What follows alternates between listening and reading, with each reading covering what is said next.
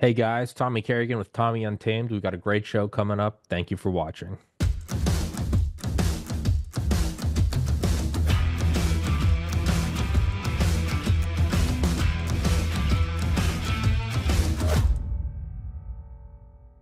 What's up, guys? Thank you for watching Tommy Untamed. We're going to take a quick break and give a shout out to the sponsors who support the show and make it possible. The world's smartest investors are not buying oil stocks. They're buying mailbox money or oil royalties instead. I'm talking about passive income that shows up month after month, starting with as little as $25. Visit CarriganOilBoom.com to discover how to tap into monthly royalty checks from America's most productive oil basin. You don't need to be wealthy or connected, you just need a regular brokerage account. That's CarriganOilBoom.com to learn how you could start collecting oil royalty checks every month. Heaven's Harvest Prepper Food, 72 servings per pail, 25 years shelf life. I've had the owner Clayton on the show before. He's a God-fearing, America-loving patriot. Get one of these, get a couple of them, throw them in your basement. It's good to have it, not need it, than to need it and not have it. If you don't want to do that, you can get their seeds. You can plant your own garden, so you don't even have to keep buying them. You can just get the goods and start your own, or you can even get freeze-dried fruits and vegetables like bananas, apples, strawberries, and raspberries. They support the show. It's an honest product. It's a good safety measure to have, and they keep my show free for you. So I'd implore you guys to please go to heavensharvest.com, use the link in the description, promo code TPC. Axios Fitness Coaching is a premium resource for holistic strength and conditioning services. Axios is best known for the Training Club, capital T, capital C, an exclusive community that prioritizes accountability, technique, diet, and nutrition. Everything you need to do to take action against the decay of the modern world. Whether you're looking to improve your physique, build strength, or just take care of your health and fitness, Axios will provide you with the solution that is effective and simple to execute. All you need to do is complete the intake survey, and you can see if you're a good candidate for the training club or any other of the services. And it's going to sponsor the show. So, one company falls off, another one arises. So if you guys like the show, you want to work out, throw the show a couple shekels. Go take the survey. Thank you so much, guys. Higher ultraviolet exposure is associated with lower mortality. The United Kingdom is a high latitude and low sunlight country. Researchers there collected data on over 360,000 participants in a study of UV exposure via solarium use. When compared with non-users, solarium users had 15% risk lowered of all-cause mortality, 23% lower risk of cardiovascular mortality, 14% lower risk of cancer mortality, and a 12% lower risk of non-cardiovascular, non-cancer mortality. In other words, all other causes. Quoting the researchers, our study adds to the growing evidence that the benefits of UV exposure outweigh the risks in low sunlight environments. A link to the original publication is available in the box below the video. Get some UV light this winter. Immerse yourself in the tranquility of the blue. Visit a blue room soon. www.blueroom.com. But yeah, for everybody listening, it was just before. Yeah, I get into such like racehorse blinders on. Yeah, I've been doing this show for a little over 5 years. Is that like 1,718 or 19 episodes? And it's all a blur. And I've certainly hit the limit but there's like some neuroscience limit to like the number of like close interactions or like contacts you can have. I think it's like 150, which makes sense. That was like the size of the tribe 50,000 years ago. And I always got cocky because I'd be like, I interview hundreds of people and I know them all. And then around like a year or two ago, I realized I had hit the ceiling because just like today, we're texting you like we didn't have like we're not doing this or you didn't send me. I was like, wait, what the did I not? Who the and it all starts to run together, and so I'm actually kind of reaching a new state of this podcast, and it's like induced self-inflicted dementia to where when I talk to guests, I'm like, hey man, I gotta be totally honest. I don't know if that was a phone call, if that was a recorded show, or if that was a dream. Like I'm sorry. So that's kind of like my like blanket like hall pass to people when I fuck up now. I'm like, there's too much and it's me. The employee is me. It's run by me. I'm the sole employee and employer. Like, yeah. So yeah, dude, introduce yourself and then we'll just, I don't know, wing it. Okay. My name's Diego. It's nice to meet everybody. Well, and we got in touch through George, right? Yeah, George Monty. Yeah. Yeah, he's an amazing dude. No, he's awesome. And but so we did speak briefly on the phone, and I think I had again probably misinterpreted it. I was like, yeah, we'll talk about psychedelics and trauma. And you corrected me. You said it's less about that. And I think you said something along the lines of like working through it and finding either the purpose in it or for lack of a better word, if you are a business and something happened, you go, let's find the profitability in this. How do we do this? Like when chicken companies, they use all the extra shit. They'll dehydrate it and powder it and sell it as dog food. It's like, let's pivot. Let's try to find out from here. And I feel like that's what you were kind of getting at when we spoke on the phone was to number one is obviously to survive trauma. It's to get better. And I'm speaking from my own experience losing a brother to suicide. It's to survive it, and then it's to honestly kind of get back into the world, get a job. For me, it was to get sober, to stop band-aiding it, and then way later, coming up on 11 years, meaningfully don't just survive, not to sound like a shitty motivational speaker, but thrive. Like, how do you jump from there and be like, I've accepted it, I've stopped blaming myself, I've stopped, intoxicating myself with alcohol or benzos or weed or whatever.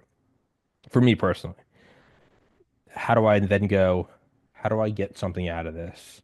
How do I, and me and my brothers all have, and I think that's maybe like the thing I'm most proud of is that my brother's death wasn't in vain. Even if it's just because I do episodes where I talk about mental health and I've had people reach out to me and be like, hey, I never would have sought help, but you opened up about your brother. And, so I feel like that's kind of what you're getting to on the phone, but I also don't want to put words.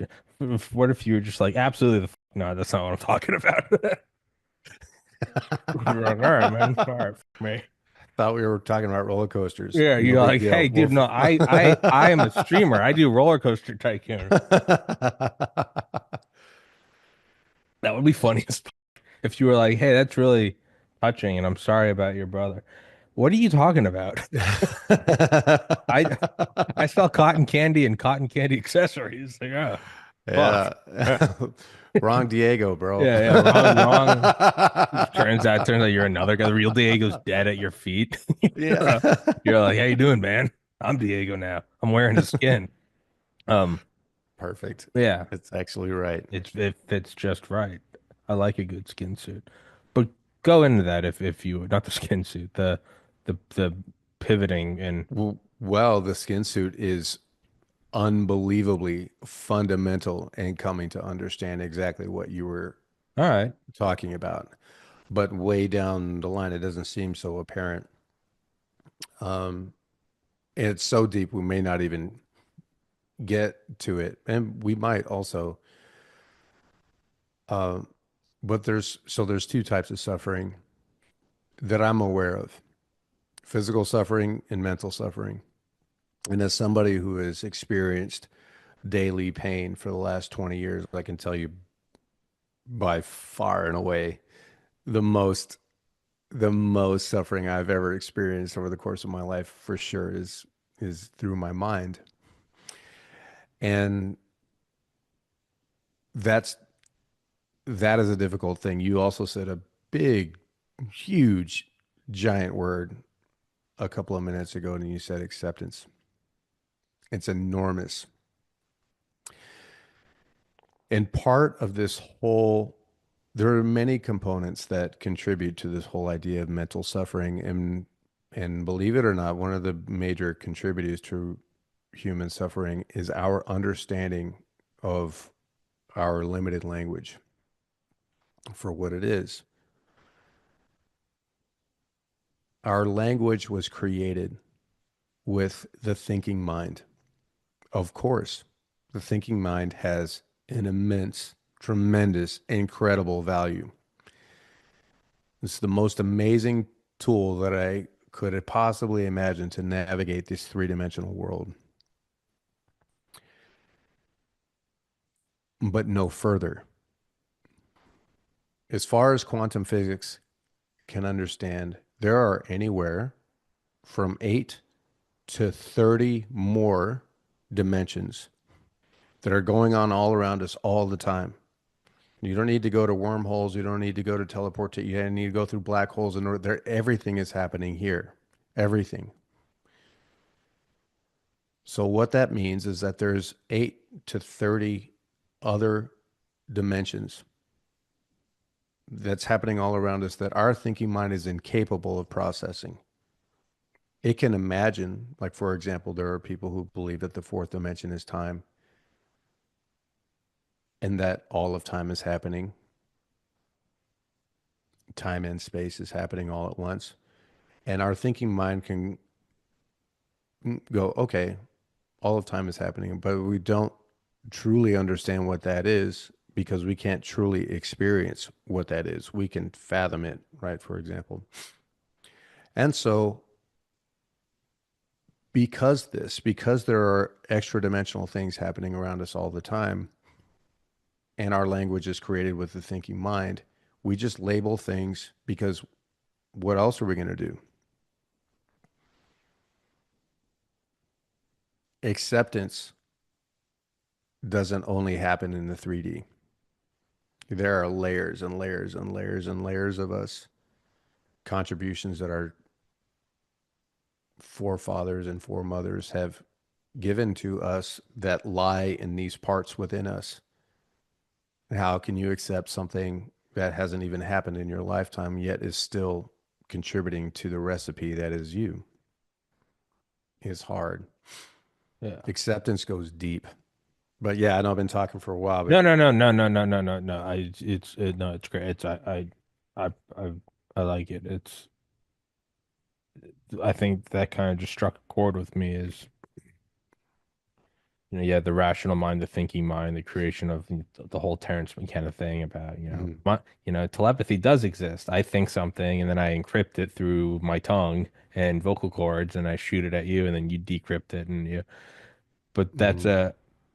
when we start talking about fifth dimension, sixth dimensions, fourth dimension's like the first one we can kind of understand.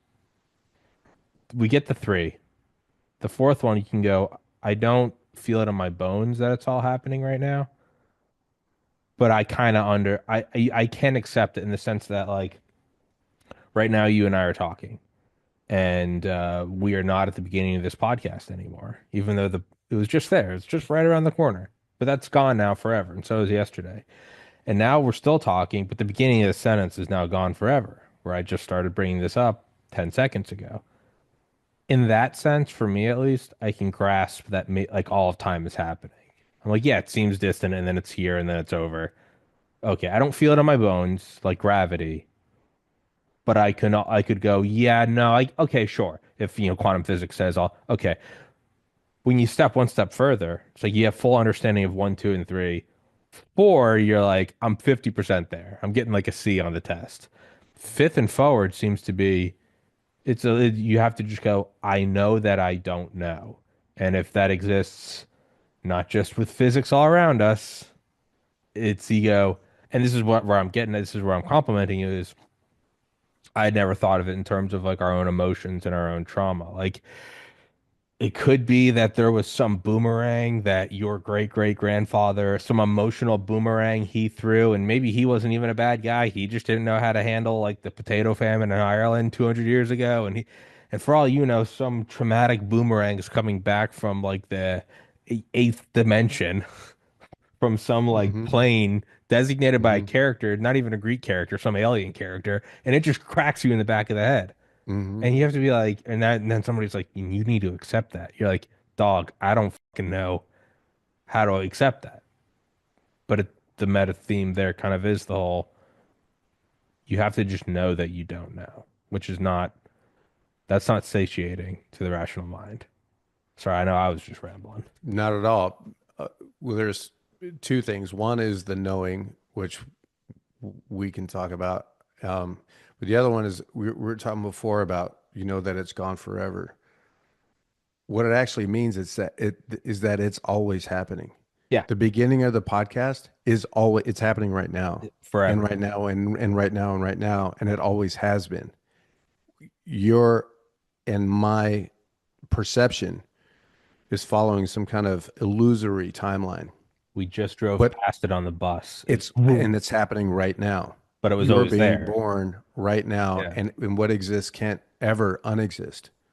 Woo. There is no ending of and this is why even in the fourth dimension we have to just come to some okay, I mean if they say so, because well, and then but here's the beauty, and now we're going forward in the whole progression of the conversation, but the beauty in elevated states of consciousness is you can start to experience these things and where it can come into your awareness of, oh, everything is happening all at once. But you Yes. cannot do that with the thinking mind. It's not capable. It doesn't understand the combination. It doesn't have the right glasses. It doesn't have all the right processing tools.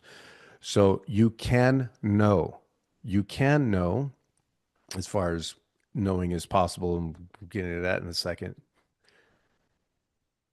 at least the sensation that all of time is happening.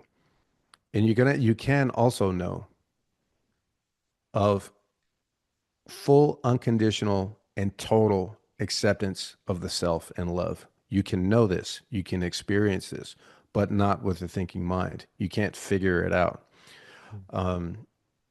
So you were talking about knowing, and I was talking about language before, in that we have no choice with the thinking mind other than to just slap these words and these labels onto certain things so that we can navigate through this three-dimensional existence of ours.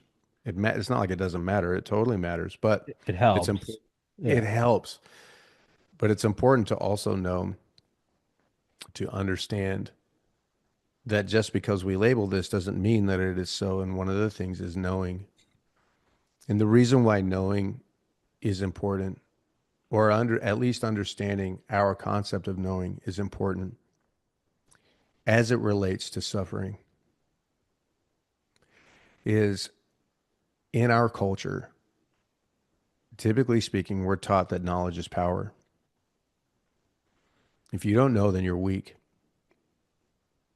If you're weak, what value do you have to the tribe? And if you have no value to the tribe, you'll be exiled. You're a drain And on resources. that is one of the fundamental key components of human needs, is belonging. When you go to subconscious levels, if I don't know, then I die. That's what that is for most people, especially in our culture. Oh, And that's why you have people arguing to the death about things where there might be a little tick or a little trigger within themselves, like, oh crap, I'm arguing about something I don't fully understand. And they turn on the gas, like they go even yeah. farther because they're fighting on a subconscious level for their life. Whoa. That's why it's so hard for people to say, oh, you're right. I don't know. It's not impossible. If people do it all over the world all the time. Some people do it in a toxic, unhealthy way against themselves or against the other person they project or whatever. And some people know how to do it in a very healthy way. Is exactly what you're talking about is I I can't know this.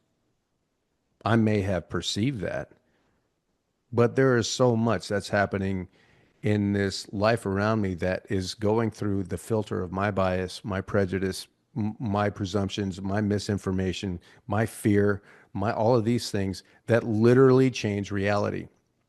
It's a thing. It's a reason why eyewitness testimony is among the least reliable Mm-hmm. forms of evidence in a court of law. And you can show these people video and it'll be different than what they remember. And they're like, that's some other, that's no, I swear to God, this is what happened. They're not lying, or maybe some of them are for obvious reasons, but they may also not be. They could absolutely, clearly, 100% remember a blonde haired lady with a purple sweater walking east to west, and it was a kid on a bicycle. It's just as it is.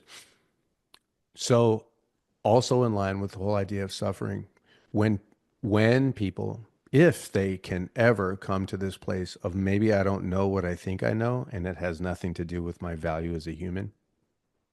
And I switched to this whole idea of curiosity, trading and knowing for curiosity. Well, maybe they're not, their life isn't on the hook.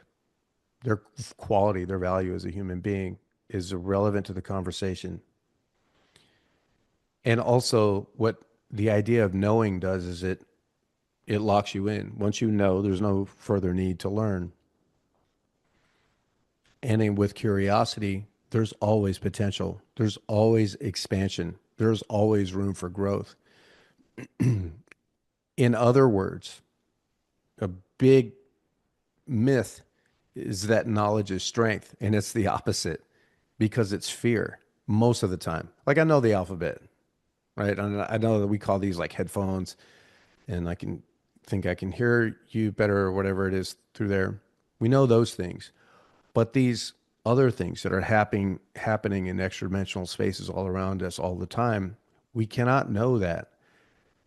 And so it's fear, this whole idea, which is weakness, which is no judgment, by the way. No judgment. I totally get it. I'm Yeah. totally with you. But it is a much powerful place, more powerful place to be, maybe, because then you continue to learn, you continue to expand, and you continue to strengthen. I mean, what can be stronger than that? If you ever like everyone's moved to like I moved around a lot as a kid, but like your Hmm. first day at like a middle school or high school or college or the new job or you move into a new apartment or like most recently I'm just thinking about I moved up to New England to be closer to family.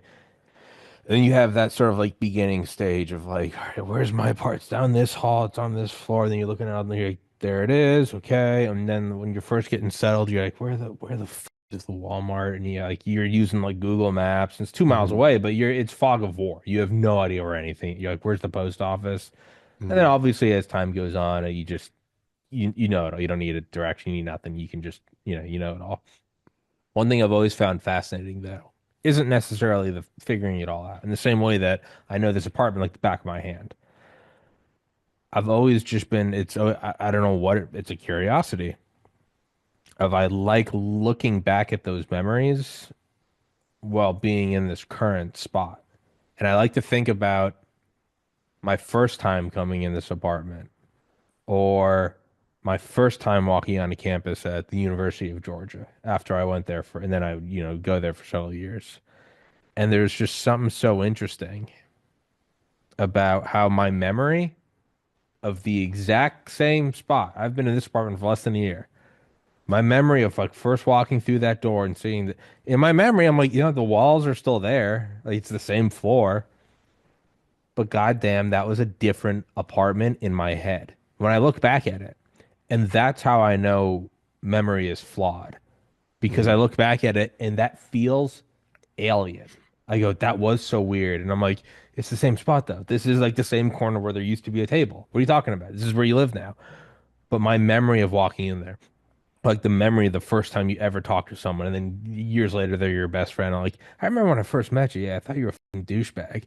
Like that memory is still there. And I'm saying this to say the knowing of trauma or acceptance and then what you said about kind of going into the higher states, like only in like for me, it was either psychedelics and or deep meditation that it was no longer theoretical. Like in deep meditation, I remember in like college, sober as a bird, like picture perfect, like seeing my grandpa as a young man. And like truly going, all time is happening right now. And it was no longer just a theoretical. I went, oh, that's real. It's as real as gravity. Like, Hmm. so but what's fascinating is right now in this life, it's 80, 100 years long, but this is our first moment in some new apartment that is Earth. And one day we're gonna look back on this and be like, "Oh, that was so scary." Like, no, now I have it all figured out. I know where the Walmart. I don't need a like now when I drive to Walmart, I'm like, I feel so fucking stupid for needing Google Maps to go 2 miles. But like, I look back at it, I'm like, yeah, well, I didn't know. That's got to be what it's like, either in a higher dimension in this life or something beyond the event horizon of death, to where you'll look back and be like, oh yeah, remember how scared you were about growing up and dying and what's going on and the uncertainty of life. We might look back at that with the same sort of a shrug that I looked back at not knowing where Walmart was. I don't berate the younger me. I just go, yeah. I mean, what did I say? I went, yeah, well, you didn't know, so of course you needed maps. That's what it's got to be like on the like other side. I don't know if any of that made any sense. Yeah, for sure. But it's so subtle though, the conflict, because there was still the thinking. It was so stupid. But even the word it was changed to another word, which I won't say. It's there's a logical awareness that you have that there's nothing wrong with it, and there's still part. That's how subtle it can be, and there's Yeah. still part that's like, You mm-mm. stupid idiot. You didn't know where it was. And it's like, Yeah, no, and you there's don't have nothing. to say that ever again if you don't want to, Yeah. because the brain's a supercomputer, by the way, is taking notes, and it doesn't understand jokes. And I'm trying to get better at that. I've had other people on the show tell me, like, hey, don't even jokingly talk down to yourself because your brain thinks it's real. It doesn't understand. And Simon Sinek has that really cool thing where he's like downhill skiers, when they go off piste and they go into the trees, they're not thinking don't hit a tree, don't hit a tree, don't hit a tree because all they're thinking is trees. What they say instead is follow the path, follow the path, follow the path. Yeah. So the brain doesn't understand negatives and it doesn't understand jokes and it's always taking notes. And in the universe, as far as I can tell, there doesn't seem to be any negative or positive anything. It's only the mind that attaches positive and negativity to anything. So, for example, if an asteroid came and obliterated the planet Earth, the universe wouldn't be like, "Oh shit, what the." Whoa. It It wouldn't do that. It would wouldn't just even be moving, nothing. and things in space would still be rotating, and nothing would stop, and everything would continue moving on, and everything literally is perfect. So our brains are the only ones our thinking minds are the only ones that assigns negative and positive. And so why this matters to human beings is the brain's not going to stop you from like, don't be careful, don't do that because that's not good for you. It's going to be, oh, okay, we are this, we are this. This is what we do. This is what we don't do. And the brain as efficient as everything we wish the government would be, for example. And so it's constantly shedding things that it doesn't need and investing time and energy and space into things that are needed. And what it knows that is needed is where your focus is. The things that you continually refer to, revisit, spend your time on, all that stuff, it doesn't matter what it is. It could be the cotton candy that you're talking about, and the cotton candy is the most important thing in the world. It doesn't care. It doesn't do anything. So if those statements are constantly made, it's just neutrally being, yep, this is important. Yep, this is important. Yep, this is important. And all that is, I'm going to slow down for a second. All that is energy. And energy attracts like energy. So if you're very simply pulsing out blue light from everywhere is going to find you. It just matches. So that's a bad example, but I'm just being very simple about No, this. that's good. So when the energetic resonance within your thought process and within your focus is this thing, whatever it is, all of that stuff is going to find you, all no matter what it is. And so in this way, this is why this is important, especially with people who are struggling with mental health. When they come to understand, and this is not a big deal for some and very brutal to other people, when you come to understand that you literally create the reality that's around you because of what you choose to focus on, everything can change if you choose for it to. That can seem unimaginable to Hmm. people who have been through unimaginable traumas. But the law is no less true. It just is. And it's not easy because there's a lot of inertia involved. So if time and energy is spent in this way, Mhm. all that is like you're building these really robust pathways that are strong and infrastructured and really clear. And if that thing, for example, is I am this, that's going to be huge and it's going to be very, very easy. And then if you want to all of a sudden say, we've been saying this for years and we're not going to say it anymore. We're going to now say something completely opposite in this. It's now you have to stop that inertia. All of this is possible. Yeah. You have to stop that inertia and start to chip away at a little tiny little creek bed off to the side to Yeah. get you going off into a different direction. And the more you do it, the wider it gets, the The wider it easier it gets. gets, and it's like a new habit, neuroplasticity. The second day of going to the gym is easier than the first, and gets better and better and better. And the last thing I'll say about that that is really, really important is that there's something that's called neural pruning. And this is part of what I mean about how efficient the mind is. Once something is no longer needed, the brain, the thinking brain is always trying to do everything it can to be as efficient as possible. So we don't need all these extra roads that we don't need anymore. Hmm. So if that negative thought isn't revisited anymore, it says, hey, we got to keep up to date with this thing. So it just cuts it out Just and Kobe it, just it eats it. atrophies. It atrophies. And then this is now your state of being. Yeah, I could talk about that for a little bit for sure. No, no, it's and then there almost is. It's like an entrenched bureaucracy almost. Like part of your mind of you, it's not just inertia. It's also like I already have this whole thing built. I already have this whole neural structure. I built a house on it. I know it's not perfect, but it's already here. And so Yeah. regardless is the first step is going, maybe it's not even right. Okay, fine. But even once you accept that it's not right, you go, I know the house isn't on a good foundation, but the door's shut and the kitchen, the lights come on. I don't care. And there's Yeah. that, and which I don't think there's an inherent good or bad. That's your decision. You can go, Mm-hmm. I'm not too happy at this job, but you know what, man, pays the bills, whatever. That's fine. You're allowed to do that. But you can start slowly shifting in a new direction, and it's incredibly difficult at first. But if you do just start moving, yeah, the other thing are also like the inertia is there at first, but then that starts coming down. That starts slowly going away. And then you realize you're like, oh, it's not that you have to maintain two separate things. You can just leave one and go. I don't have to worry about my last apartment. I'm not like, shit, is that place clean? Like, no, it's gone. There is, but I was just, and not to complete 180, but what you're saying about like there is no inherent good or bad. It's just how we view it. It always makes me think of like Google Earth or something. If you just zoom all the way out and then it's Mm-hmm. just the planet, and then you can kind of like circle the planet.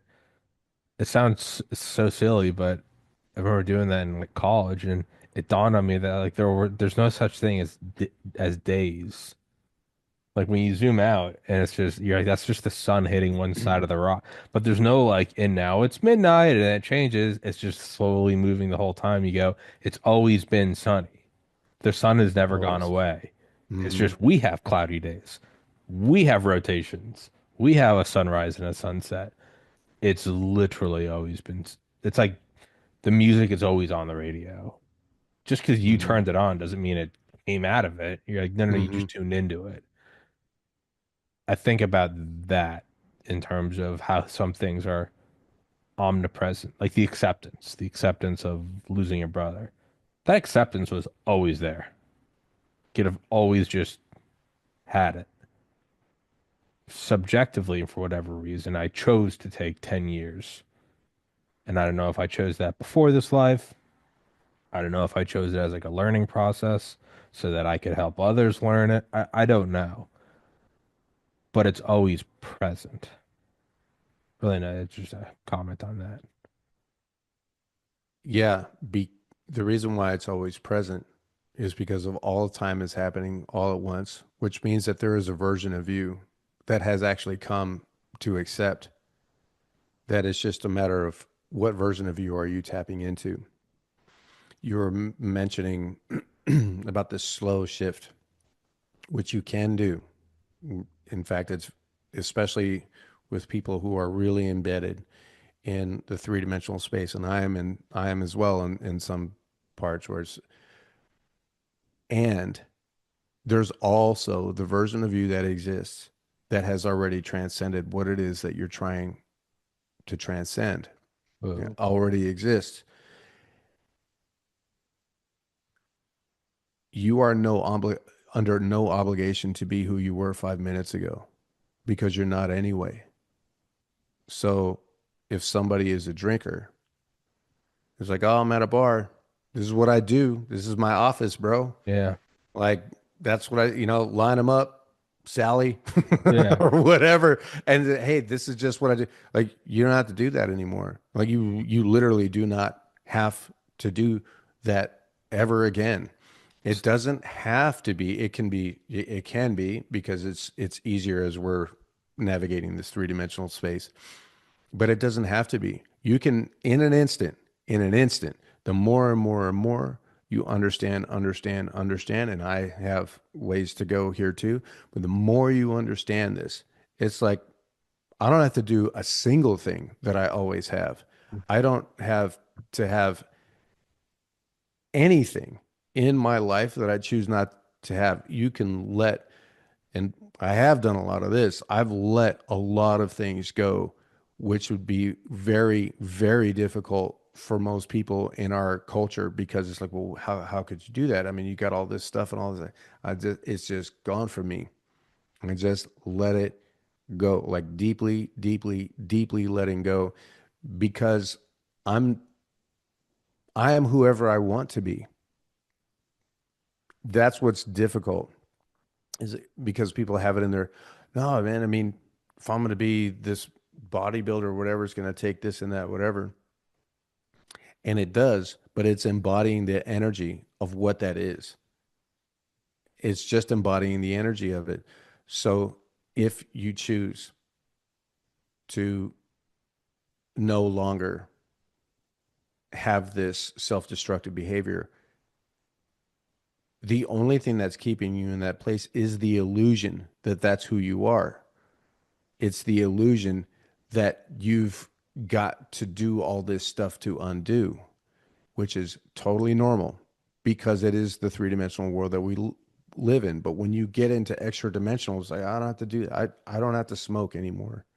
I don't. You can stop mid beer. You, You can literally just yes, drop the ball. You probably shouldn't because it's gonna break, but like do it. If that's what it takes for you to stop fucking drinking, throw that fucking bottle throw it at Stacy. through the wall and say, fuck you. No, it makes me think of like diets. I always You tell don't have to people behave. no, I always tell people like that, one of as someone that I've been lifting weights for 20 plus years, or I'm like, don't do you want a New Year's resolution? Start today. What's today? Second, third, start April 3rd. Like, well, that's not, no, no, start today. Because that's like the real resolution. You go, oh, just right now. There doesn't have to be some new There year, is new only me. No, now. no, that new now, new me. Just go forward. Just draw. And I've done that with like different facets of the podcast or different things I've done to where I just dawned on me. I'm like, wait, why do I? And it really comes into clarity for me in weird ways because I'm the boss of it's just me. There's Hmm. no like board of directors. There's no focus groups. So every once in a while I'll be like, I'm not doing this anymore. And there's no like, well, I got to clear it with. I'm like, nah. And then Yeah. I don't even have to confirm with anyone that that's done. And I've gotten quicker and quicker and quicker at it over five. It used to be something that maybe took a year. Hmm. Now it's like under 2, 3 minutes. I'll be like, that thing's kind of a bitch, and I don't really understand why I keep doing it.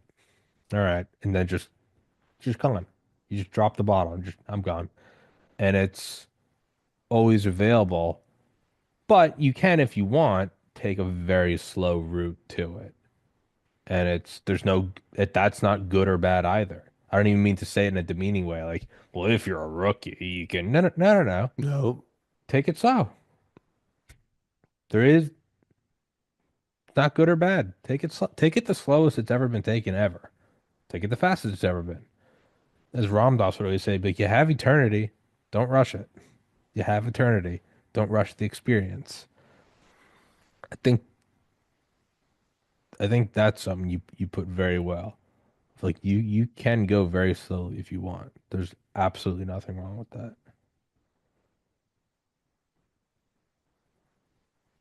Hmm. Yeah, damn, I'm thinking. Yeah, I see it. It's Yeah, beautiful. yeah, no, it's. I like what you said about there's also the you that has transcended. Hmm. I think if like 5 years ago, some things are very clear because it's like you want it. I think 5 years after my brother died, if somebody had said 5 years from now you will transcend this, I'd be like, yeah, thank God. Hmm. But then there are other things where, for me, it's like the podcast doing well. Like right now, it does better than it's ever done before. Every year it does better. Paying the rent, it's blah blah blah. The views are going up, but there is still part of me that's like it can't get huge yet, even though it's what I want more than anything. It's I've never Hmm. poured. I got into medical school. I know what long term goal looks Grinds. like. Yeah. I know what it's like to haul out your soul alone in a dorm room. I'm very aware. But there is almost part of me that I don't even know if it's like, is the future me reaching back in time and savoring this? It's like don't rush the meal, enjoy every course. But there Mhm. is a part of me that I guess because it's like the primary bases have been taking it does pay rent, it's like floating. But there's another part of me that as much as I want it to succeed more than anything, I just want to have even bigger guests and have even cooler conversations and help more people. There is a part of me that it almost feels like I'm not letting it happen. Yeah, And I know that there sounds is. out there, but I'm just like it's like no, like because I've had enough people to be like, man, your shows are great. I love your shows. But there's a part of me that's just like, yeah, I'm not allowed to open the present yet. And I have no idea why. Yeah, it's a thinking mind. Yeah. That's it. And I can't, and you can't think your way out of a problem that the thinking mind got Can't you. figure it out. It really is just, What you can do, if you choose to, is to acknowledge and understand that those thoughts exist because all of that is energy. And what you resist persists. So it's like, I shouldn't be thinking that. I shouldn't be thinking that. don't hit the I tree, shouldn't be don't hit thinking the it. I tree, don't shouldn't be hit the thinking that. tree. It just gets bigger and bigger and bigger. That only comes through that big, huge, giant word that you used in the beginning called acceptance. Oh, there is part, because it is part. There is part of me. There's a something within me that is holding on to that doesn't believe that this is possible. And the moment you go, bad boy, or you're not supposed to do that, or you need to behave, or you need to listen up, or ooh, tell me more because you're speaking truth. All this stuff, it just affirms it. Mm. And this is very, very counterintuitive to our culture because it's surrendering. And if you surrender, you Surrender die. your die. And nothing, maybe in a way, it's totally true because when you surrender, the part of you that dies is the one that's holding you back. But it doesn't die in a violent way. It's whatever is holding you back for some kind of fear response mechanism. It doesn't want you to get hurt. It doesn't want you to overextend. It doesn't want you to do something that could potentially put your rent at risk and all this stuff. So it's just like, let's just stay here, dude. Everything is good. And of course, low hanging fruit. It's like, of course, everything is fine. I'm not going to mess this up. And you just stay small, stay small, stay small. And what the bigger part of you knows is that there is no such thing as a small you. I mean, you're an extension of God. You are all that is and everything that will be and everything that ever has been. You're all of it. You can't be, you can trick yourself into the illusion that you're small, but it's impossible for you to be small. And that's where I think a lot of people suffer not only in like life trauma, but just, well, this is what I do for work. This is kind of what we got to do. I mean, this pays the rent and you can feel it. You can feel this resistance to expansion. And so, again, counterintuitively, for that to leave, it has to be fully accepted. It has to be listened to. And there's a difference. This is huge. There is a difference between listening and believing. Mm-hmm. You can allow this one within you that says, not we're not ready to open up the present. We're not ready to open up the present. You can listen to that like a parent in a grocery store with a kid in the cereal aisle. I want whatever Lucky Charms. Mm-hmm, mm-hmm, Pat mm-hmm. him on the head. And you're loving it. It's not this shitty kid because he likes shitty cereal. It's nothing to do with that. I hear you. And we are not. We are this. And I love you. But tell me more. Tell me all the things that you want to know about Lucky Charms. What's your favorite part? This and that, whatever. Yeah. And now this is the part that doesn't necessarily make sense to a lot of folks. But a lot of that is just energy that needs to be heard. A lot of that is energy that needs to be allowed. A lot of that is energy that just needs to move. Yeah. And when it's saying now's not time to open up the present, it's being held in place and it's not moving. But if you go, you can imagine, and I'm not going to tell you what is happening, but you can imagine like it's little Tommy who is 5 years old and deathly afraid of being alone. And because he may actually, and this is a real thing if you choose to believe it, he may be under the impression that he's at the helm of this 30, 40 plus year old dude and he's got to pay the bills and he's in little time he's got to do all this and he doesn't. He doesn't even know that you exist. And so when you experience little Tommy having these thoughts of you got to remain small, you can't open the presence, you have the ability to love little Tommy like few things have ever been loved in our culture before. And you can bring him on your lap and tell me all about it. Tell me all about it. What are we not ready for? We're not ready for presents. We're not ready for this. Okay. Tell me more about that. Well, if it, yeah, and just hold him and rub his chest and kiss him and say, dude, no matter what, I love you. I love you. And I'm here for you. Keep telling me more. Tell me all the stuff. All keep going. And you do this as long as it takes, for as long as it takes. And you will notice, you will notice that the thoughts and the energy, this whole idea that it's not time to open up the present will just be gone because little Tommy isn't afraid anymore. Because he now is coming to understand that it's not his responsibility to pay the bills, that it's not his responsibility to do all the things. It's little Tommy's job to go play. That's it. All of time is happening all at once. Tommy gets to go play right now. He does anywhere he wants to. But he's always safe. He doesn't know that he's always safe. That was beautiful, man. That was that was absolutely beautiful. And makes me think of just to hear it out. It's like a lot like OCD. I have OCD and not in like the quirky. I mean like legitimate clinical OCD. Like did therapy for a year. Was when I went and did therapy, I felt like I was at the least OCD part of my life, and I did it like an entrance exam, and they're like, you're like the most OCD person I've ever seen in my career. And they're like, if you were like 1 point higher on the exam, you actually hit the threshold for hospitalization. And I was like, Mm. really? Because right now I feel like I'm the least OCD I've ever put in my life. They're like, you've been walking around with like hospital grade OCD. Like, yeah, and whatever that means, right? Yeah. Yeah. But for me, I'm like, yeah, well, it got me Mm. into medical school, so like, whatever. My point Right. is, and Yep. subjectively, yeah, and subjective, well, yeah, so I go, how can it be bad? And then also, I didn't know I was OCD. That's the other thing is I didn't know I was OCD. Because to me, I was like, yeah, I'm a hard worker. And I still am OCD. I gotta be honest. I kind of like it. It's a really fun car. It's really powerful. It's like, it's a great drug.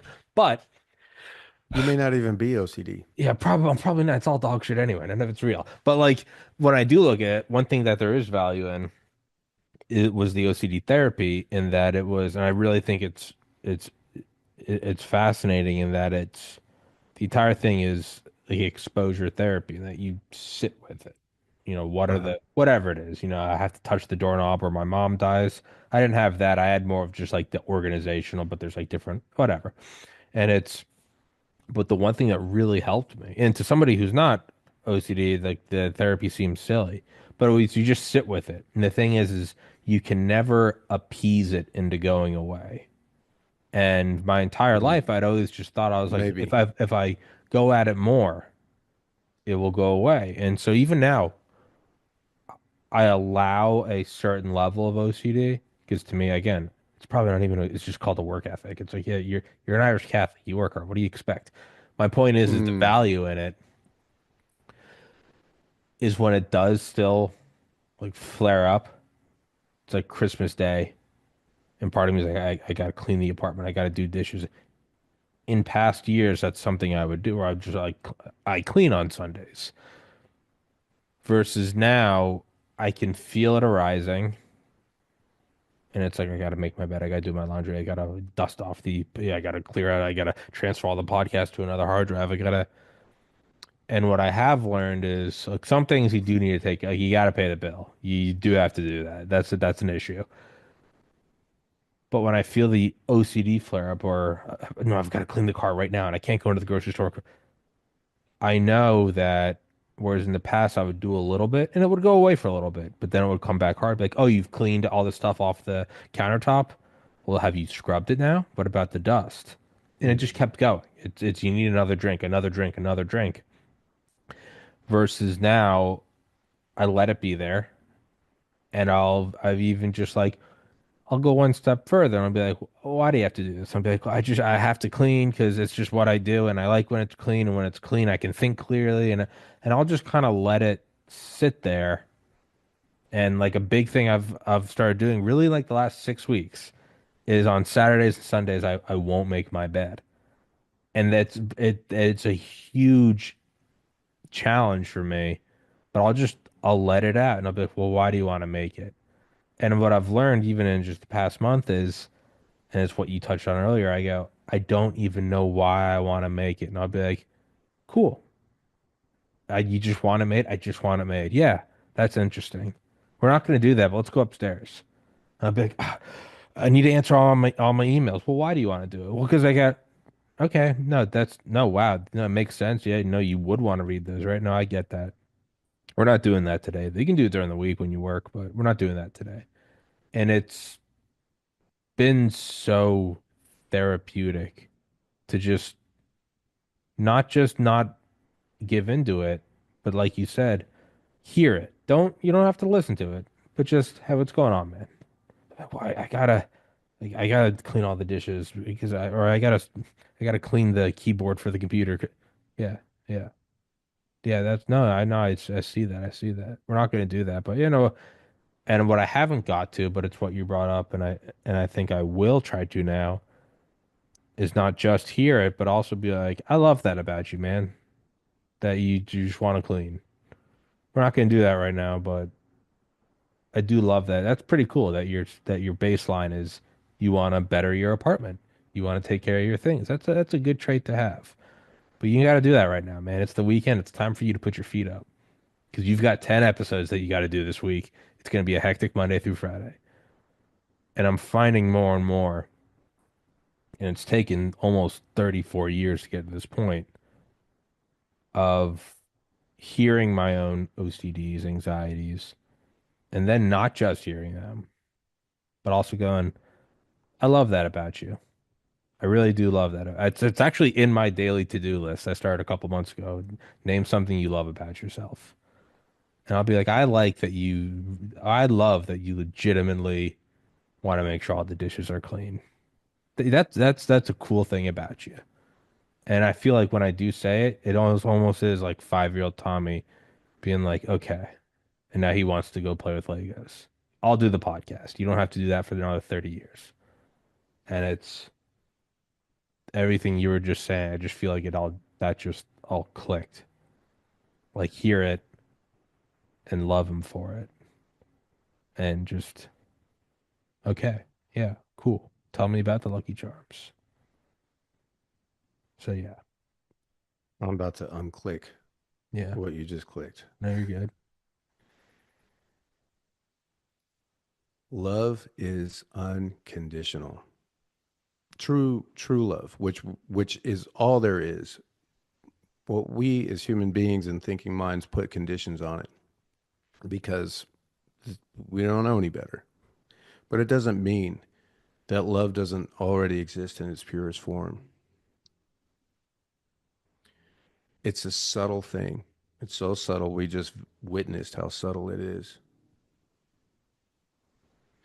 If you say, I love that about you, I love that you want to clean the room, believe me, God in heaven, this 5 year old is going to triple, quadruple, 10 times down. Oh, I'm a good boy if I clean. And he's every moment you got your back turned, he's going to want to clean because he wants to be a good boy now. It's not even now a fear response in the sense Mm. of self-protection. Now it's this acceptance of okay, the additive that I have to this tribe is making my bed. Mm. And so every time the bed's got to be made, I'm here. You still love me, right? And this is the thing that so many children, probably every child who has ever lived has almost every child who has ever lived has had to go through with their parents. Oh, get good grades. Oh, I'm a good boy. Oh, I'm a good girl. You get bad grades. I'm a bad. It's just love. It's just acceptance. I don't give a if you want to make the bed or you don't want to make the bed. I don't give a if you want to eat Lucky Charms or you want to eat salt crackers. I don't give a shit. I fucking accept you and I love you. I don't care. And it isn't, we are deeply listening. Imagine as you as a 5 year old boy, and every time you talk to your daddy wasn't really listening to you, he was just letting you in your mouth. There's no connection. You're dismissive. And there's a wall in between the love that you two could share. It is absolutely, tell me all about it. You just don't have to believe it, is the difference. Mm. Hey, Dad, guess what I did? I literally got on my bike and I fought a dragon. Oh, no way. What happened, dude? And he just goes into this story about how he climbed the mountain and he's got a stick sword and he's doing a, oh, no. And then what happened? And you can add to it. And the whole time, this didn't happen, but tell me more. Yeah. And then when he's done telling the story, how he slayed the dragons, like, dude, you want to go out and get a pizza or something for you slaying the dragon? Like, yeah, let's go. He didn't kill it. It's validating. So this kid has nothing to run from. He doesn't have anything to do to impress you. Mm. And this is another thing about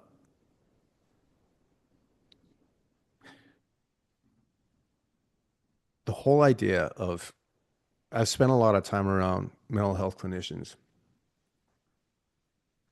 and almost not quite, but almost to a person, their their hearts, their minds, everything is in this for good. Almost all of them. Mm-hmm. And what happens when you go to school is you're taught all of these things so that we can diagnose, so that we can approach. And the thing is, all the things that make you you have never been before. And me labeling you with OCD and you saying, I have OCD. Why I do this? Because I have OCD. One, it may not even be true. And you'll know this because I've been in many, many mental health classes where I'll be in a room full of psychologists, psychiatrists, social workers, and they all come up with different diagnoses for the same patient. Mm-hmm. So Yeah. it's no shame. It is no shame. Everyone is doing the best they can, but there's no label needed. Your approach to the things that you are going through are going to be your own, and no one can tell you what that is. This is also hard because in our thing, I'm not a psychologist. I don't know what to do with this. It's like You're correct. Your thinking mind has no clue what to do. But the you, that is really, really you, knows exactly what it needs. And the more psychotropic medicines that you take to fog the mind and stunt and retard growth and all this stuff, the more and more disconnected and fogged you're going to be. Generally speaking, there are people who cannot function without these medicines, and I get it, Sure. but not everybody, and not the majority, and certainly not to the amount of people that are actually being prescribed these medicines. That's absolutely not the case. And I 100, I can say that that is in my experience where there are most of the people that I coach and interact with, they don't need these medicines. In Hmm. fact, it's keeping them from a, attaining the place that they can actually experience. Everyone's doing the best they can. And there's more that we can do. And the more that we can do is less, because the knowing is within. And the more we learn to connect with this you, that is really you, as a let's say that that is now our cultural understanding, everything's going to change in this whole mental health mess that we have in the world here. It's not just Americans, but you don't need medicine to develop this new relationship and this new way with that part of yourself. And you don't need, in fact, it probably hinders that. You can let it go. You are under no obligation to be this, because you aren't anyway. It's just something that's working. That's not who you are. Who you are never changes, and it never has changed, and it never will change. Where you are changes from moment to moment. How you are changes from moment to moment. So you do not have OCD. There's a part within you that is responding to certain things, which could be characterized by some as OCD tendencies, but you don't have OCD. And taking that ownership of something that doesn't even belong to you, that becomes the narrative, and that becomes a story, and that becomes the thing where now you're doing something different than listening. You are now believing. Hmm. And that train will take you as far as you want and even farther. And there will be all the scenery and all the activities and all the things to do. We're like, yep, yep, yep, yep. It'll go. There is no end. There is no end. And all you have to do, literally, and this is not easy, but literally all you have to do is stick your foot through the wall of the train and just stand on the ground and let the train go by. Hmm. You're not going to get hurt. You will not get hurt. The train's going to go by. The train could be going at 50,000 miles an hour, and all you got to do is move your foot past the wall, step on the ground, take your other foot, let that step on the ground, and the train is going to go. And all of a sudden, oh, I don't have OCD. I'm just here. It's just me.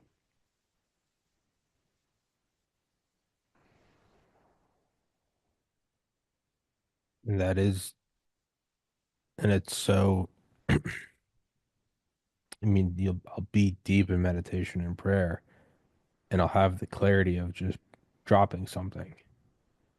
With, I don't know who's, maybe it was Alan Watts or Ram Dass. He's like, when people ask you how to drop things, he goes, how easy is it to drop your luggage when you get to the hotel after you've been carrying it from the airport? Pretty easy. You go, oh, oh. He Mm, goes, yeah, so just drop it.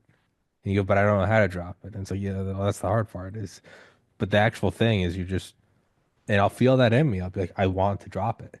But it's like a weird dream of like my hand would open. I'm like, drop the suitcase. It's mm, so heavy. And I think I'm getting better slowly. mm, I'm the guy taking the really slow route.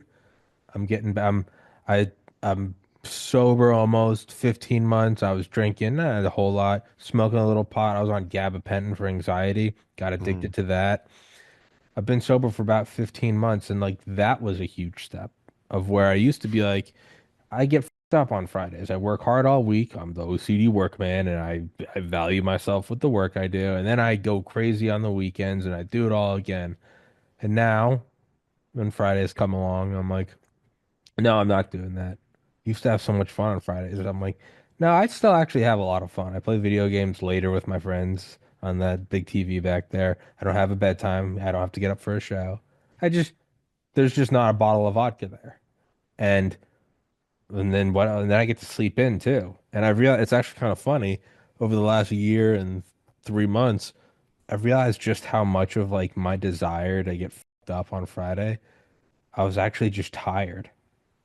Because now I go, the video games were fun, but I don't even, it wasn't even a whole lot more fun to play a couple extra hours. I'm like, but what was great? I'm like, it was great sleeping in and not hitting the gym one day. I'm like, I think that's all I wanted. But I thought it was vodka. I was like, no, I gotta get wasted. I'm like, no, you were just really tired. That's all it Yeah. was. Because now I'm a year and months in, and I'm like, yeah, no, I don't miss alcohol. At first, it's difficult, and you have to be like, I don't need it for fun, or I do need it, but I'm not gonna do it. Versus now, I'm like, no, I legitimately just wanted to sleep in, and I'm like, had I not taken a step to go towards I would have been doing that to the day I died. Like, Friday, I get drunk, and then I wake up at noon the next day. It's like you might have just wanted to wake up at noon, and so I won't.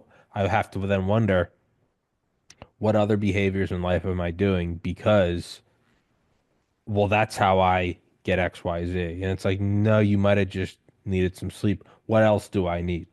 What else is there? Well, I have to work hard, or I have to do this, or I have to do this, or I have to do these interviews, or I have to. Why? How Mm, many of these things mhm, are some I thought vodka was a necessary puzzle piece, or beer, or whatever? mhm. No, none of you had just Pavlovianly intertwined the two. Common mistake. It's like I'm not angry at myself. I'm like, yeah, how would you know anybody? You grew up and you went to an SEC school. Of course you got fucked up on Fridays. It's like no, the totally understandable thing. Everyone you knew did it. But turns out you were just kind of tired. And I now look and I go, man, I am not angry at my past self at all. I'm just kind of I'm looking at my past self like a little kid. I'm like, man, I love you. You didn't need alcohol. You're just tired. Like, oh, Mhm. you're not a bad kid. You're just cranky. You're hungry.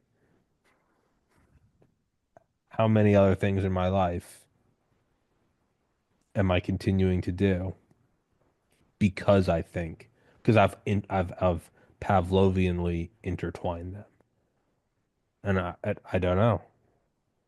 Yeah. Or even not thinking like habit.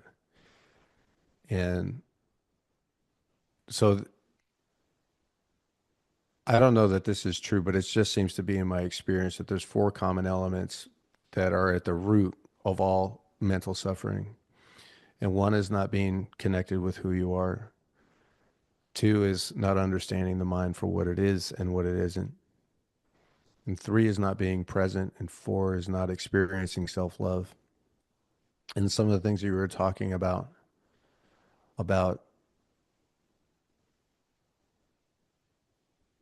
habitual practice. There's a common understanding in our culture of this whole idea of karma that if you do good, you'll get good. If you do bad, you'll get bad in return. It's almost like a punishment. Yeah, Well, that's karma, dude. And it's not that.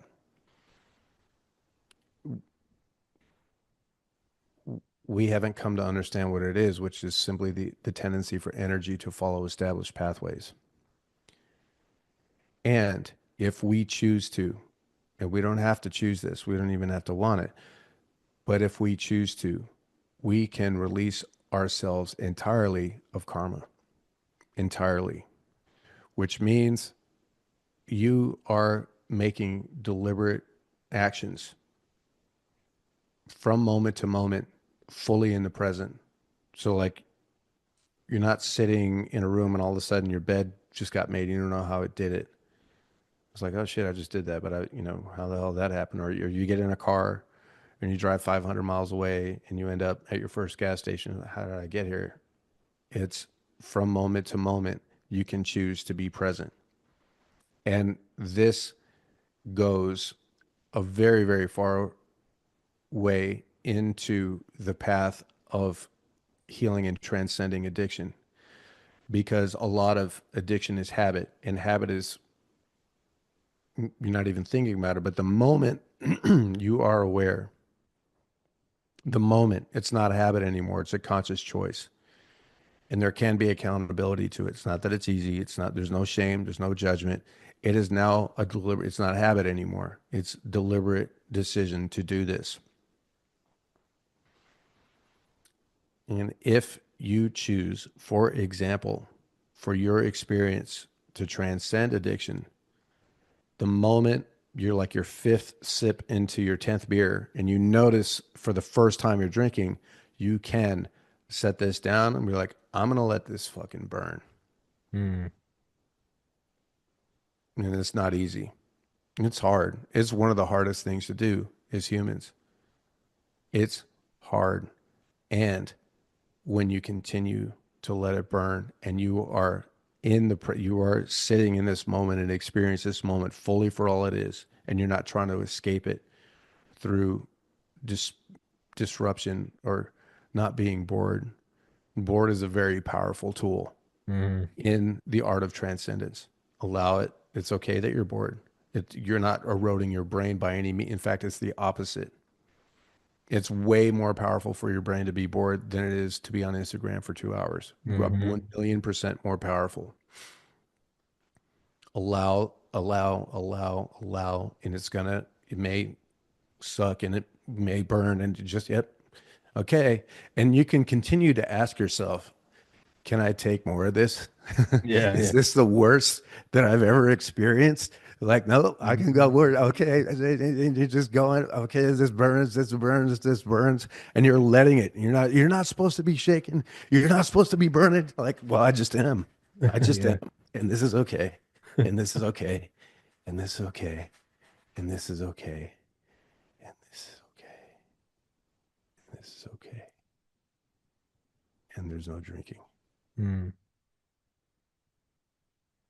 That's how it's done. That's how it is. And to also just embrace when it sucks. Y- Like, Maybe. if you want, but for me, it's like when I find when I'm trying to like work through something or break something, there's like a part of me that's like, it's like the drill sergeant to the drill sergeant. It's like, it's not enough that you're breaking this habit. It's not supposed to fucking hurt, pussy. And I'll be like, ah, shit. Versus sometimes I'll be like, no, it's okay to just sit there and like, sometimes me and my brother will like be sitting in the sauna. We're both getting 15 minutes in, and it's finally you go, I'm not getting out, but this is so hot. And he goes, dude, okay, I'm dying. And it's like, it's okay to sit there and go, the most obvious thing. This is hot. Of course it is. We're next to a fire in an enclosed room with like a humidity level of 500%. But once you kind of accept, you go, this sucks. This is hot. It does get a little, you go, yeah, yeah. And it's like, yeah, you're allowed to suffer. You don't have to go, this isn't even warm. You don't have to go, man, I feel my pulse in my fingers. Like, yeah, this is hot. This is Mhm. pretty hot. And it allows you to go farther as opposed to like when I'd be getting like bad anxiety when I'd try to like wean myself off gabapentin or Xanax or something. It wasn't just the anxiety. It was the anxiety about the anxiety. I'd be like, here it comes, and you're Mhm. gonna freak out, and you better not freak out. Mhm. What worse way to give somebody a bad trip? Hey, dude, don't freak out. I know Yeah. you took some acid. Do not freak out, dude. Dude, I'm telling you right fucking now, don't freak out. If you Yeah. start to see demon horns on me, oh man, you better not freak the fuck out. Like, man, what a Yeah. way to make somebody jump off a bridge. Like, Yeah. You said something really important. In the beginning, you said embrace the suck. And then towards the end, you said accept. And that is being in the SEAL teams. That's one of our mantras is embrace the suck. yeah. And I no, because embracing the suck is fake it till you make it. It's disingenuous. It's protective mechanism. And it's Don't embrace the suck. Say ironic, it but sucks. it it is weakness. It's fear. Somebody embrace like Yeah, I'm having the greatest day of my life. That's not strength. You It only is say a that when type you're of not. strength. It is a type of strength, but it is indescribably more powerful to be, I am in this space where this is what I'm experiencing and everything is, I am okay. That's, or I'm not okay. I'm fucking not okay. It's way harder to say that, especially as men. Not even allowed the, we're, we're not even allowed to cry, dude. We're Yeah. not allowed to have these particular types of emotion. We're not allowed to. Oh, no wonder our suicide and our incarceration rates and all these things are just skyrocketing because we're not even allowed to be human. And there's this, and it's not even women; it's our own men that are doing. Oh, I posted this thing about we have this storytelling session where people are just getting on stage and just getting after vulnerability, and somebody wrote in the comments, "That's gay," and I just is so funny, and it's what that person it, one, they could tell they're probably a friend of mine. I just don't recognize their Probably. handle or whatever. But two, they don't understand. And I know that they don't mean actual gay. They mean it in the way that we probably would interpret it. And it's ironic because what they don't understand is it is the most powerful. Again, this is, I have people in my family. There's no, I don't judge anybody in that way, especially by the masses. Um, Yeah, growing up is like gay means like that's just stupid, weak, you're a bitch. Yeah, right. no, no, yeah, I don't. Which has nothing to do with gayness. It's just again, talking about our limited language and applying things Yeah, to things no, that it's don't make South sense. Park. You're gay. But I Yeah, understand what yeah, he's yeah. saying, and it couldn't be farther from the truth. No, it's the exact Getting up opposite. on stage and being powerfully authentic and vulnerable about your most transformational life experience, that's anything but all the connotations that we apply in our culture to the word gay. It's nothing to do with that. It's the opposite. And the thing is that's what keeps us small. And it's like, I'm not going to be vulnerable. Are you kidding me? That's totally weak. I'm like, are you sure? Is it easier to say, I'm good? Or is it easier to say, I need help? Yeah, no, and I know that because I'll do episodes all the time. SEALs, SF guys, Ranger, Mike Durant, the Black Hawk Down pilot, Delta Force guys, like Mhm. CIA ground branch guys. They're all very open talking about like the most hardcore shit.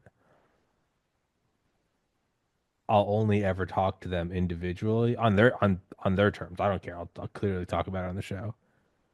They all come to you quietly and privately Yeah. when telling you about, hey man, by the way, I thought that was pretty cool. You talked about suicide. I've lost three of my best friends, and it's hard for us to talk.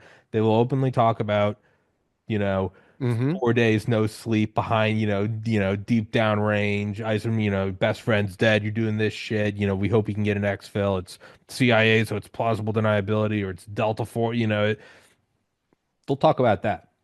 Mm-hmm. They'll come up to you more in hushed tones and be like, I thought that was pretty cool. You talked about the need for help. I've actually, I've been working with Mm-hmm. some of my butt. And I never say like, well, you should do it publicly. I'm always like, hell yeah, man.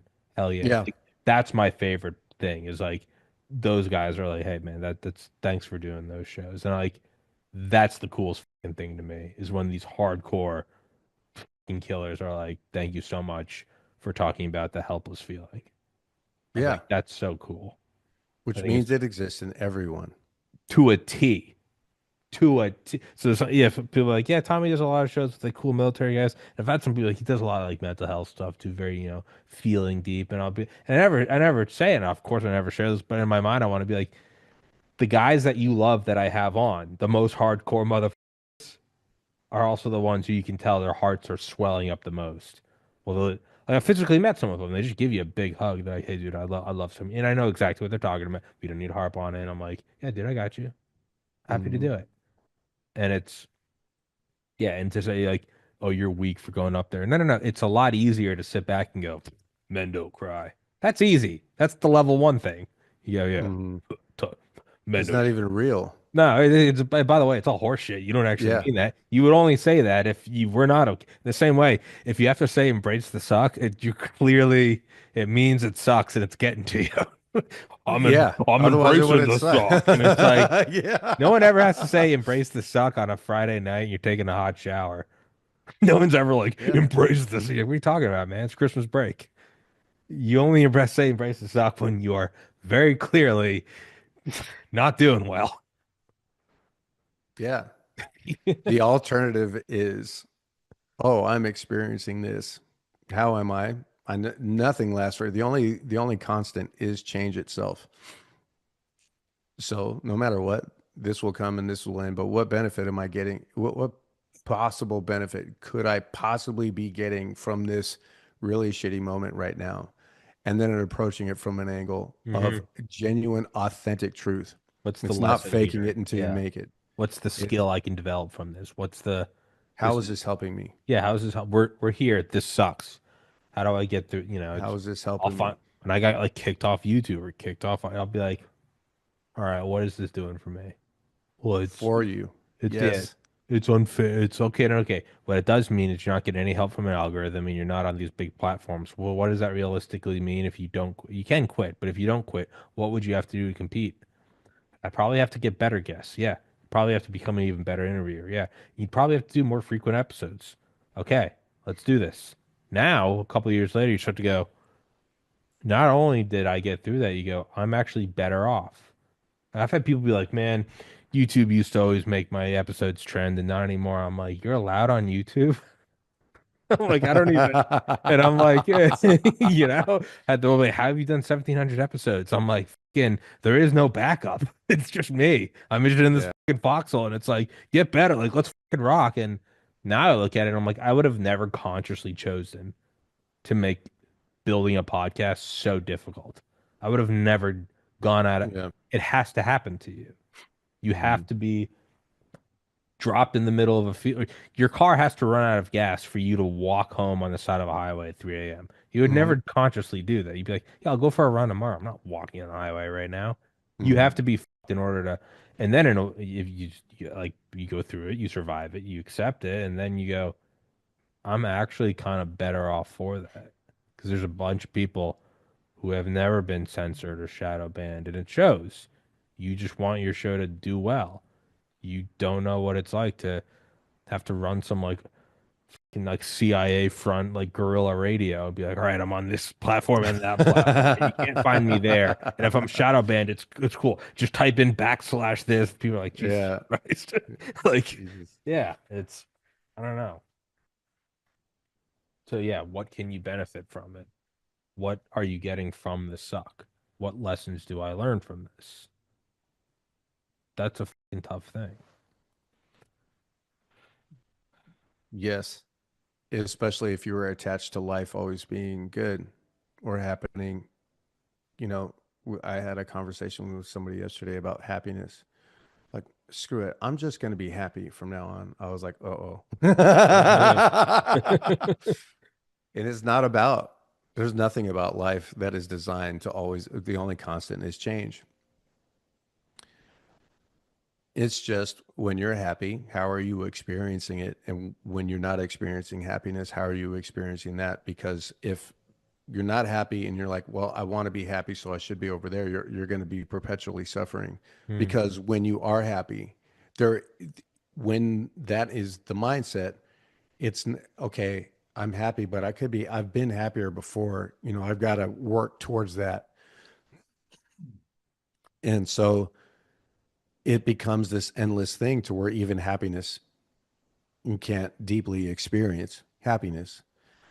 But if you learn to be and surrender to the present moment as it is, that whole shaking thing that we were doing before, or you're just watching, and every once in a while, like these little toddlers will just get in these laughing fits. I think that's probably the happiest that I've ever been, or to see another human being when they're just gut laughing, Oh, and and little there's no kids are just reason for losing it. their It's shit. just amazing. I can just sit there and watch that like a It's fire. heroin, dude. It's It's amazing. And you can be in that space and experiencing that fully as it is. And it's not, you're not using beer to or drugs or anything like that to amplify it. You are just fully in the space and just accepting everything as it is, and knowing that what's beautiful about life is the ups and downs, which is hard to explain to people.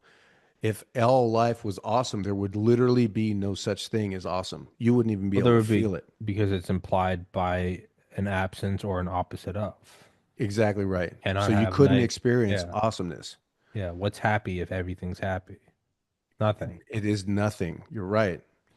And so, but that also doesn't mean that I'm experiencing, okay, so thank God for the shitty experience so that I can know what it is to be awesome. It's like, what, because nothing is all shitty. Nothing. And that's very, very hard to explain to people too who have experienced the worst and the worst and the worst. So, how can you say that? Well, when you understand the whole idea of being present, which is not an easy thing to understand, it's not an easy thing to experience, not deeply, because there's different levels of present. There's a difference between being present and being presence. So if all you're ever to do is to be able to experience what it is to be present, that's good. Oh, I'm not being present. Right there, I'm being present. When the acknowledgement and the understanding that I'm not being present, but there's deeper to go and deeper and deeper and deeper until you are presence itself, which means you're tapped in and connected to all things. And then what is there? There Well, is then no you lack. disappear. Yeah, no, it's the event horizon of self and inner. Yeah, there's You just don't need drugs to experience. do that. No, yeah, no. The You just deepest need meditation stillness. is crazier than the most psychedelics. You Deep, just deep need meditation. stillness. Yeah, Yeah. that's one thing. Again, me and my brother say is we go. It's almost hard to convey to people to where you'll be like, the worst thing that ever happened was losing your brother to suicide. It was also, and I genuinely mean this, is the single best thing that ever happened to me in my life. It's not a good thing that I found the good in.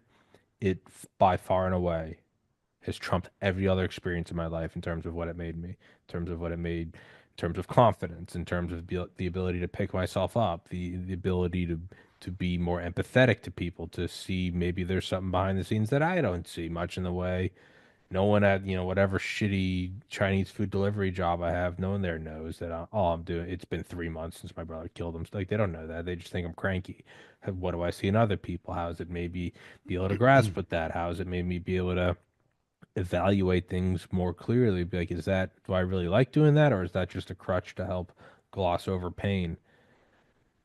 That's like a tough pill to try to get people to swallow. Be like, no, no, no. It's not just that I found the silver lining in it. It is the best thing that ever happened to me. Now, if I could, would I have prevented it all day long? I would have gladly sacrificed that to have my brother still here. But it happened. It is happening now. It's the best thing that ever happened to me.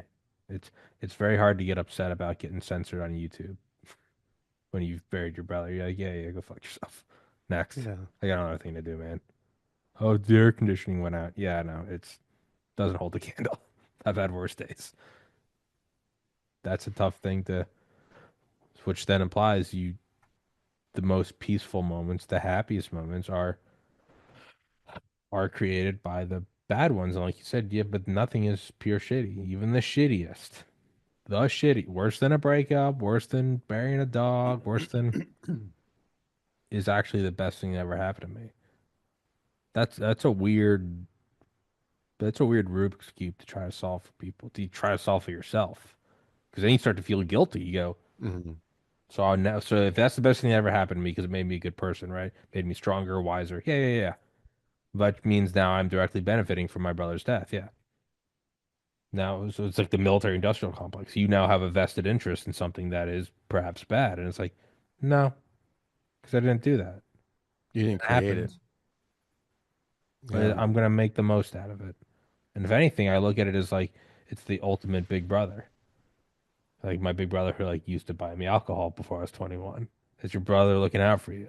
It's your brother lying. You're like, no, no, I think no. Tom got home early last night. He didn't come home late. No, I don't think that weed smoke is his now. It's like the ultimate big brother move. I do think about it. It's the ultimate big brother move. He fucking took care of me. Now, is that how I just rationalize it? Probably. But I have a really cool life. I'm my own boss. I get to talk. I'm at work right now. You and I having this talk is my job. None of that would be possible without my older brother. To me, I just look at it as like it's the ultimate big brother move. It's just like, yeah, I got you. I don't know if there's really a, it's just a comment. Not really, yeah. There's not really a question in there. But yeah, it's, so how can you only pursue happiness then if it's like, yeah. And then I wonder, is there like a whole life path where you go, well, if a bad thing turned out to be good, maybe I should do the worst things to myself. Like then you have to wonder, you're like, wait. And I'm like, Go for like, it. what if I lit myself on fire? Would I truly? And it's like, if you want, I mean, I suppose. There are people who, very famous people that everyone and you and I know that is their life objective is to do terrible, hard, horrible things to themselves for the purpose of doing this. And everybody's on their own path, and that's clearly a path for them. I know that it's not my path to go specifically and deliberately out of my way to make myself suffer. I don't have to do anything. The universe has got it in my path.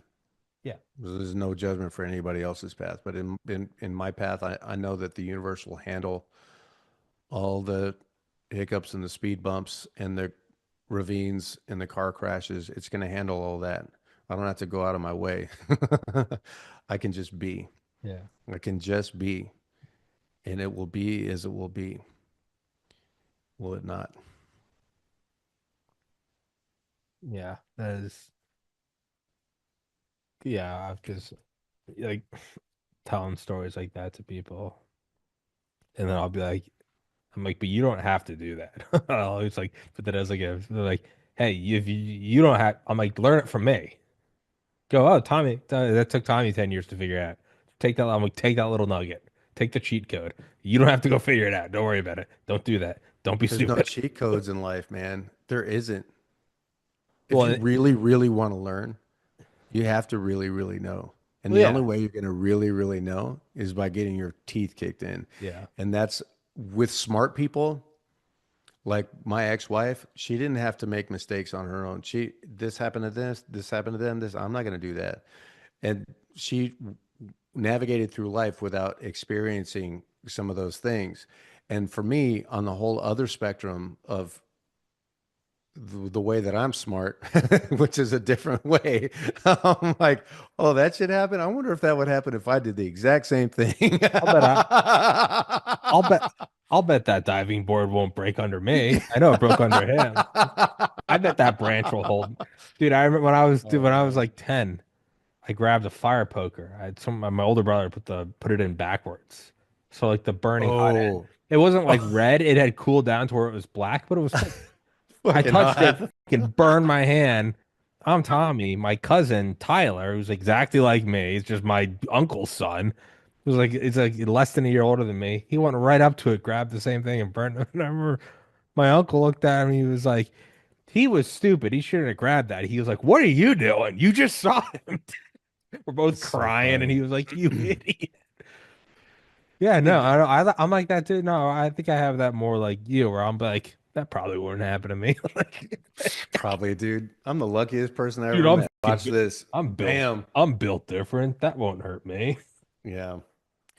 Well, you went to medical school, or Yeah. you at least were I got in. I didn't you get got in, got to go. right? Yeah, So let's say you go to medical school and the whole entire time everybody was giving you the answers for all the tests that were coming up and you passed and you became a doctor. that would be so bad. Your first day in the emergency room would be a Homicide. It catastrophe. would be Yeah, it would be homicide. homicide. Yeah, There are lessons that we have to learn on yeah. our own. for this to matter. It's not, you believe me, no one is going to experience what it is to simply and powerfully be present without running all over the map and worrying about the future and the past and all this stuff. It just can't happen. You can't know what that is.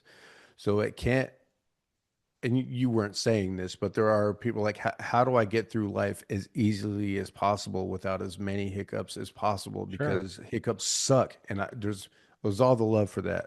Yeah, I hear you because I heard that within me. And it's just, you can either learn or there's something that's called spiritual bypass where it's like, okay, I've got that lesson, but you really don't. But it's because I know what it takes to learn that lesson, and that looks really terrible, and I don't want anything to do with that process.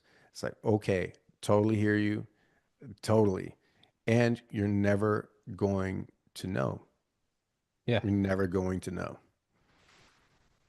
Yeah. No, that's something where, yeah. Yeah, again, it's kind of like embrace the suck. If you have to tell yourself, like, okay, I learned that. No, okay, you probably didn't. It's when you learn a lesson, you no longer even look at it as a lesson. You just accept it as self-evident being. You go, oh, yeah, that. You don't have to learn the lesson of gravity. It's there. But it means you will never know that lesson, though. When I look at things that happen, I go, oh, yeah, no, I never went into the military. I never went through, special forces training or like, they can drown you. I'm like, oh, okay. I won't learn what's from that. I don't want to. Okay. But, Perfect. but it does mean that you don't get to know that. It's just what it is. It's just It fine. just is. You also don't have to know that. There's no good or bad in not having the lesson. Hmm. It's not a report card. But it's I just, don't yeah, know algebra, yeah. which I'm entirely fine with. I failed pre-calculus 4 semesters in a row. No, calculus 4 semesters in a row. You made it farther than Finally, me, man. finally, my advisor was like, "You have like a perfect GPA and everything else. You aced the MCAT." And I'm like, "Yeah." They're like, "You literally have to pass calculus. Like, you can't graduate and thus can't go to medical school." And I finally was like, ah, "Fine." Like, you can't just keep failing calculus. But yeah, I can. Watch me. Perfect score, everything else. Our education system is so silly. Yeah, no, it's We're short a doctor because of calculus. It's so relevant. hey, listen. Irrelevant. Anyway, yeah. Um, but yeah, we've been going for an hour and a half, so I said we wrap this up. But that was fantastic, man. I'd love to have you on again sometime. That was Yeah. We therapy. didn't I even get love to the that. meat suit. That was very good. Well, we didn't what? We didn't even get to the meat suit yet. Oh yeah. Oh, we So can. funny. Oh, we still have a ways to go, I think, before it would, yeah, it's Yeah. Yeah. Yeah. No, big stuff. Yeah. we'll schedule another one. But yeah, dude, that was deeply therapeutic. I appreciate that. It's Oh, you're welcome. yeah. No, I do. Some shows I leave and I feel very stressed out after, and then there are shows like this where I feel like I got a massage. So thank you for the massage. Oh, Um, you're welcome. You're but welcome. where can people find you if people want to follow you or learn more about you, and or we can just do another show and that's where they can learn more about you. Um, San Diego. I'm joking, but I I live in Uh, San Diego. I don't know. I'm over there. Yeah. You can physically find me. Come get me. Um, so my companies are Warrior Side, which is helping veterans and first responders tell their story consciously with the purpose of connecting to the self and community. So that's warriorside.org. And then my coaching practice, the Trident approach. That's where we really just focus on conscious coaching. And then I'm also a psychedelic integration coach with Heroic Hearts Project. And that's heroicheartsproject.org. And that's where we take veterans to, um, I take them to Peru and we sit with ayahuasca and they go through their own healing stuff and that kind of thing. So those are, so I, oh, and most of my social media is on LinkedIn. under Diego Ugalde, and that's where I can interact more on Instagram. I can interact more on Facebook. I haven't yet started X, and I won't do TikTok yet. So, LinkedIn is probably the biggest thing, but yeah, Warrior Side, the Trident Approach, and the Royal Cards Project is where I spend most of my time. I'm gonna have you text those to me. I'll copy and paste them into the description. But yeah, dude, I would legitimately love to have you back on. That was very, not even for other people. I hope somebody else cut something out of the show, but not even for them, for me. Very selfishly, I want to have you back on because that was very helpful for me. Yeah. Oh, we have a book too, Leading from the Deep. We'll put that in some of the things that we talked about are in there. Yeah, Leading from the Deep, a Navy SEAL psychedelic approach to conscious leadership. And it seems to be really, really helpful for people who are navigating the healing path because it's not just about leadership. It's about leading the self through the path of healing. So, yeah. Absolutely. Yeah, man. Send me those links. I'll copy and paste them all, and I'll send you the Spotify link. Will be up today, and then whatever it is on Rumble will be like Monday or something. Um, but dude, I appreciate your time, and I genuinely, from the bottom of my heart, I appreciate that talk. That was extremely helpful for me. So thank you, man. You're welcome, Tom. I appreciate you, man. Absolutely. All right, brother. All Till right. next time. Much Yeah, love. man. Thank you so much.